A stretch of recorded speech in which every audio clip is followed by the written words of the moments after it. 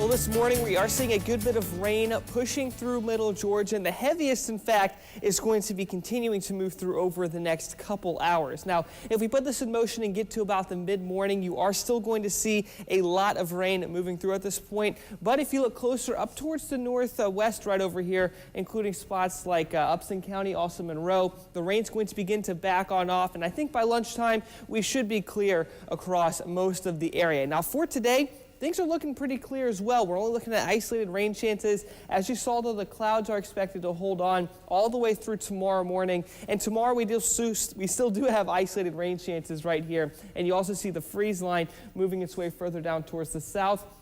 Now, that is an indicator that if we do see any kind of rain or precipitation, anything in that way, we are going to see freezing rain at this point. But thankfully, this one model doesn't have us receiving anything, and that's what we really want to see here. But one of the less optimistic ones is going to be what you see right here. For that same time I was showing you before, freezing rain going to be possible along the Atlantic coast, even down into Savannah, and that could extend over here into middle Georgia. Now, if we take another look at what we could expect for worst case scenario, this is what we have right here. This area in brown has about a 1% chance of getting freezing rain over 1/10 of an inch. Now, I know that might not sound like much, but that is pretty significant, and that could cause some power outages and maybe even some damage. But thankfully, our percentages are very, very low here in middle Georgia. So we just really want to hope that that first scenario plays out, the one I showed you before, where we don't get any rain at all. Now, the reason this is going to happen is because we have something called the wedge setting up across the area,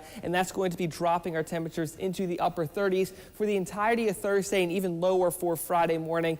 But as you can see, the heaviest stuff is expected to stay further on over towards the east. Just can't be completely ruled on out for our area during that time. Now, the only chance of this ever happening is going to be overnight tomorrow night. I think the worst we can expect is some slick areas across middle Georgia that does receive that. And the only spot where we're actually looking at this affecting is going to be towards the northeast and east of Macon, but it's still kind of early right now. This is happening tomorrow night, so we're going to continue to keep an eye on it, and we'll have a much better idea by later this afternoon and early tomorrow morning of what exactly to expect from this system. And now there's going to be a final look at your fish and game forecast brought to you by Harrison's Body Shop. Best time for this morning is going to be around 7:40.